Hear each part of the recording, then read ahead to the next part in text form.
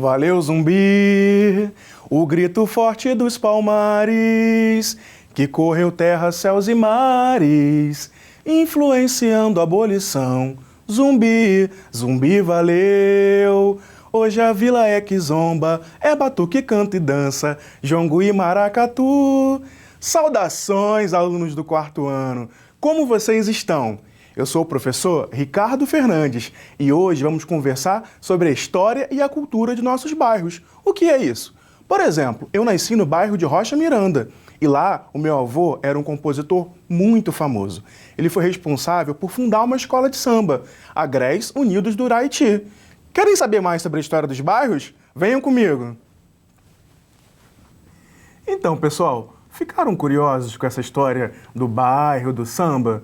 Esse samba que eu cantei para vocês é Kizomba, Festa da Raça, e foi um samba da Vila Isabel. Com esse samba, a Vila Isabel ganhou seu primeiro campeonato no ano de 1988. Peraí, 1988? Nessa época, faziam 100 anos da abolição da escravatura. O que esse samba tem a ver? Já pensaram nisso um pouco? Ele diz, valeu Zumbi, ele agradece a Zumbi dos Palmares pela abolição. Mas qual é a conexão? A conexão é a seguinte, é que a abolição da escravatura não se deu em 1888. Muitos movimentos quilombolas por todo o Brasil pressionaram para a libertação dos escravos.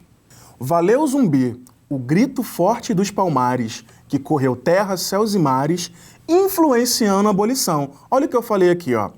Zumbi valeu, hoje a vila é Kizomba, é batuque, canta e dança, jongo e maracatu.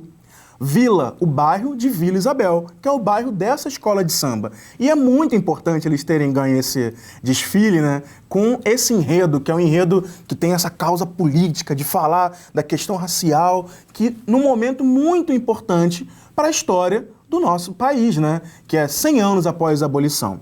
A gente tem aqui uma foto do desfile, a gente tem a quadra já assim depois, né? E tem uma foto do bairro de Vila Isabel. É importante vocês pensarem que essa ligação do bairro de Vila Isabel com a questão do samba e com a cultura negra, ela trouxe para o nosso país muitas coisas positivas.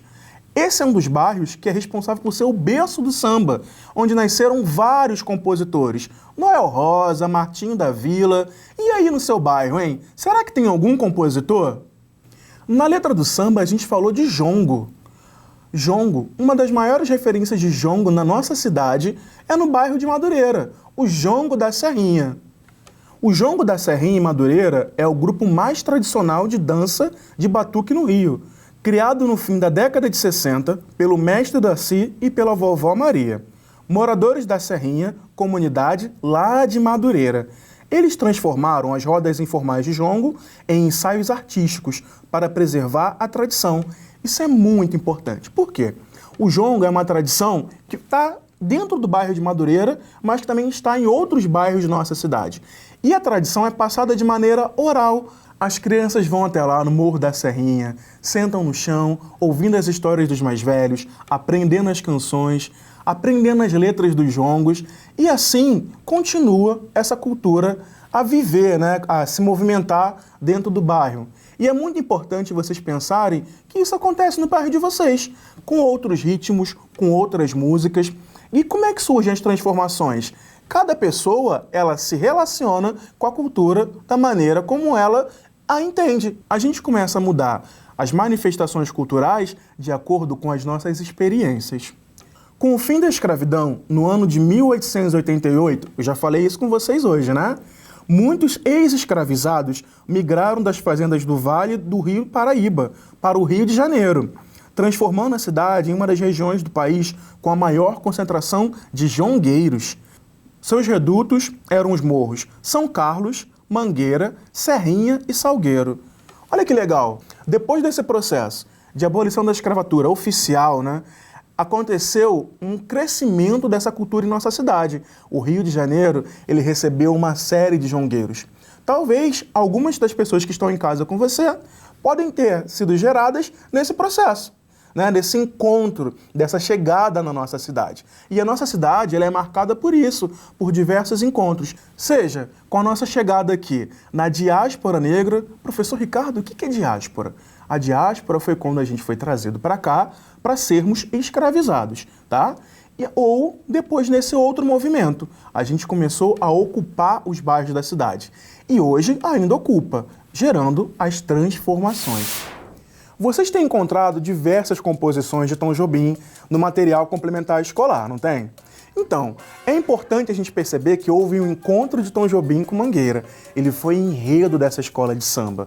E o bairro prestou muitas homenagens a ele. E ele retribuiu também com uma linda composição, que é Piano na Mangueira. É uma canção muito importante, porque retrata muito do sentimento que ele tem ao perceber a vida que existe naquele bairro.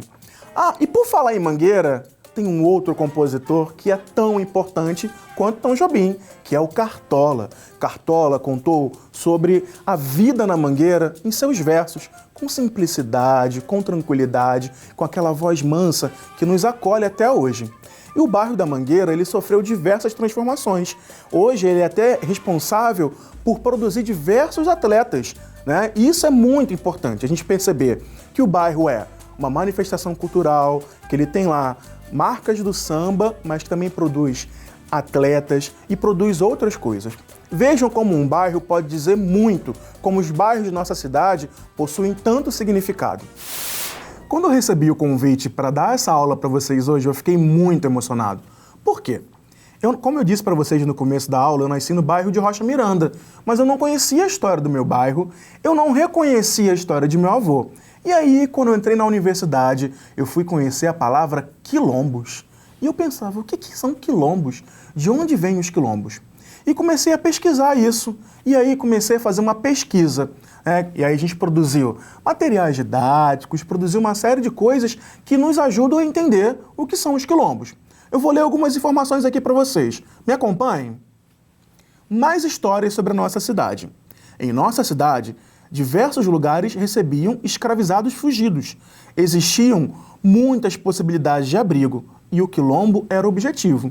Então, quando um escravizado fugia, ele queria encontrar um lugar de conforto, um lugar de abrigo, um lugar onde ele estivesse com as pessoas que fossem parecidas com ele, que tivessem os mesmos ritos culturais. O principal motivo de fuga era retornar para sua terra natal, que era lá no continente africano. Muitos achavam que conseguiriam chegar em sua terra durante as caminhadas. Então, formavam comunidades inspiradas nas memórias do continente africano. Então, em suas caminhadas, eles percebiam que não iam conseguir chegar no continente, que tinha uma distância, né? E aí, nesse momento, eles se agrupavam, formavam as comunidades, as vilas quilombolas. Olha que outra informação interessante, ó. No ano de 1825, isso antes da abolição da escravatura, foi registrado o crescimento dessas comunidades aqui na nossa cidade. Eles eram formados por grupos de 15 ou até de 1.000 pessoas. Dentro da cidade haviam diversas organizações quilombolas. As montanhas e os morros eram tomadas por florestas e muitos escravizados buscavam abrigo nas matas. Viviam dos recursos naturais e ali criavam até suas plantações. É importante a gente pensar que as comunidades quilombolas, elas pensam um respeito à natureza. Então elas trabalhavam com a coleta dos recursos naturais e com um plantio sustentável. Já em 1825 a gente já falava em sustentabilidade. Olha que interessante. Outra coisa legal era que eles conseguiam abrigo também dentro da própria cidade, ali no centro, escondidos nos morros e nos comércios, sendo recebidos por comerciantes locais e outros negros que migravam para regiões que oferecessem abrigo e segurança. Então, havia dentro do sistema político pessoas que não concordavam com a escravatura. E o que eles faziam? Eles acolhiam, eles recebiam e criavam um sistema de proteção. E isso era muito importante. E isso faz parte da história dos nossos bairros. Ah, vocês sabiam que existem quilombos urbanos? O que são quilombos urbanos? Vamos descobrir juntos? No estado do Rio de Janeiro todo, existem 42 comunidades quilombolas. Aqui no Rio, na nossa cidade, há 5 comunidades reconhecidas. Existem outras que ainda lutam pelo seu reconhecimento, tá, pessoal? Eles são chamados de quilombos urbanos, mas os moradores conhecem apenas como casa. Existe o Família Pinto, Quilombo Sacopã, no bairro da Lagoa, Quilombo da Pedra do Sal, na Gamboa, Quilombo da Vargem Grande, Cafundá Estrogilda, Quilombo do Camorim, no Maciço da Pedra Branca e Quilombo Dona Belina, lá em Campo Grande. Então, vamos ver os bairros? Lá no bairro da Lagoa, Gamboa, Vargem Grande, Campo Grande. São bairros tão diferentes da nossa cidade, né? E aí a gente precisa compreender que o quê? Que os quilombos eles estão espalhados e eles lutam pelo seu reconhecimento, pela sua cultura e, o mais importante, pelo direito à terra. Na aula de hoje eu contei tantas histórias sobre o Rio, mas que história você pode contar? Que tal você conversar com alguém que está em casa aí com você? Que tal você pegar seu caderno e fazer algumas perguntas? Vamos lá! Qual é o nome do seu bairro? Qual é a origem do nome do seu bairro? De onde veio esse nome? Você e sua família sempre moraram aí? Já se mudaram? Em que outros bairros vocês moraram? Qual o significado de morar neste lugar? Que espaços culturais existem aí, próximo de sua casa? Que mudanças as pessoas de sua casa notaram em seu bairro? Existe alguma personalidade da nossa cultura que nasceu ou vive por aí? E, gente, não fiquem fechados. Aproveitem para descobrir outras curiosidades sobre os seus bairros. Numa conversa, sabe o que eu fiz para lembrar da história do meu avô? Eu fiz uma chamada de vídeo com a minha mãe, porque era uma história que eu ouvia tanto quando era criança, mas eu não lembrava o nome da escola.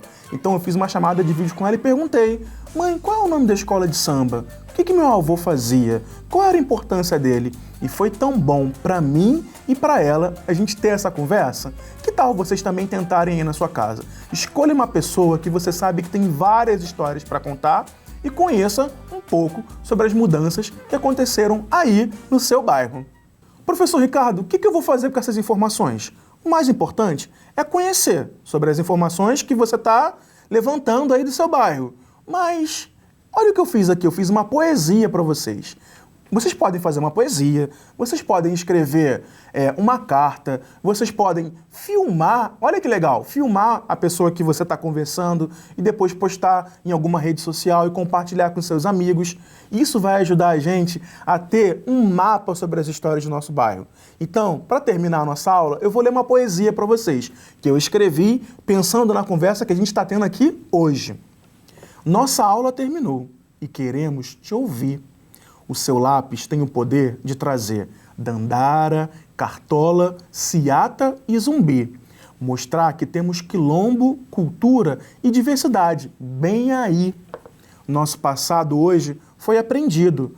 Rio de Janeiro tem tradição de abrigar a cultura de cada irmão. Qual é a sua história? Como seu bairro ajuda a criar a memória de nossa cidade? Em sua casa, converse com os mais velhos. Ouça do passado a sagacidade. Receba deles a lição e continue a sua educação. Valeu, Zumbi!